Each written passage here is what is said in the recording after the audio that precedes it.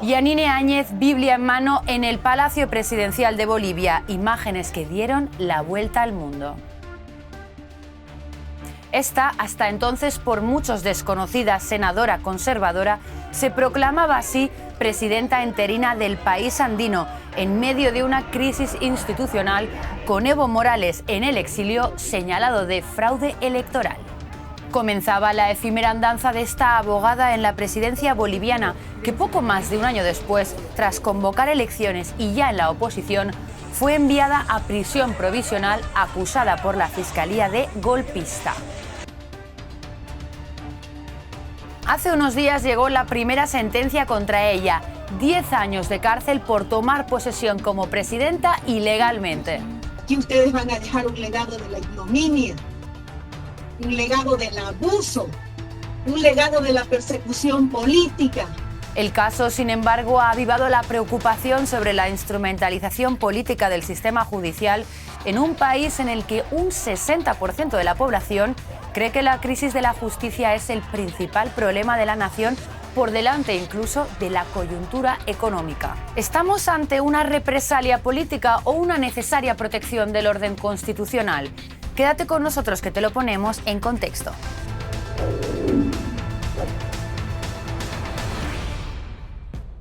Yanine Áñez tiene actualmente varios procesos judiciales abiertos. Este primer fallo del Tribunal Primero de Sentencia de La Paz es sobre el llamado caso Golpe 2 y referente a la proclamación de Áñez como presidenta del país aquel convulso 12 de noviembre de 2019.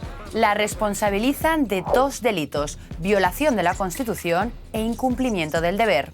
Veamos si fue así. ¿Violó Áñez realmente la ley? Después de que Evo Morales diera a conocer su renuncia, se desató una ola de dimisiones de los diferentes políticos que por su cargo tendrían que haber asumido la presidencia. Yanine Áñez, partiendo del hecho de que habían renunciado todos los funcionarios que la antecedían en la línea de sucesión, se proclamó primero presidenta del Senado y luego, por consiguiente, presidenta del país. Sin embargo, los jueces del tribunal sostienen que Áñez tomó el poder de forma ilegal. Y es que, pese al anuncio de las dimisiones, que en parte se dieron a conocer por televisión o redes sociales, aún no se había realizado el tratamiento previo de las cartas oficiales de renuncia como lo exige la ley.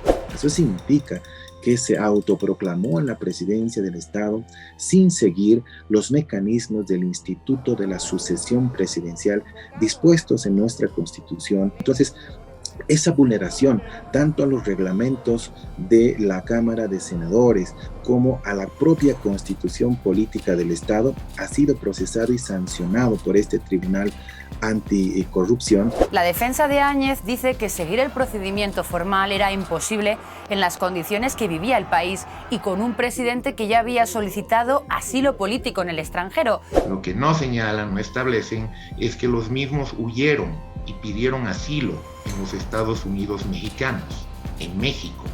En esa situación, ¿no? Ni siquiera se tuvo obviamente la gracia de que los mismos presentaron una renuncia, la misma se ha aceptado en la Asamblea.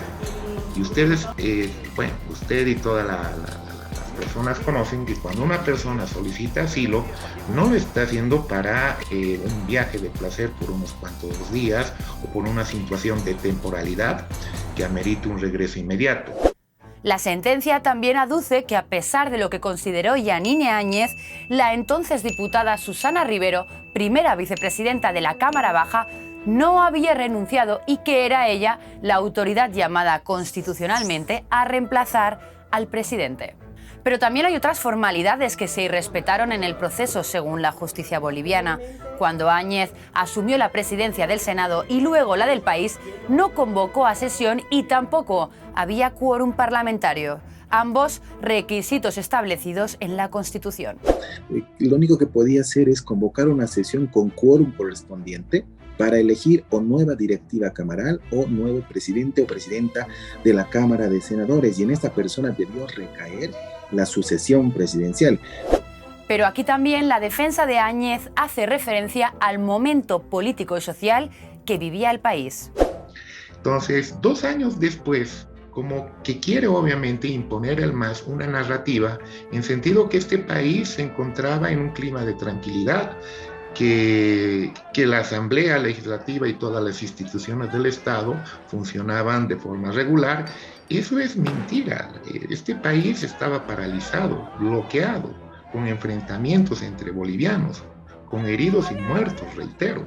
El fallo ha suscitado denuncias por parte de la defensa y de la actual oposición política de Bolivia, pero también de organismos internacionales, incluyendo a la ONU y a la Unión Europea. Aseguran que no se ha respetado el derecho al debido proceso en un juicio que ha sufrido numerosas interrupciones, algunas técnicas y otras relacionadas con la salud de la misma Áñez. No dejársele asistir a su propio juicio, bajo, en todo caso, pretextos de que se quería precautelar la salud de la misma por el tema del COVID-19.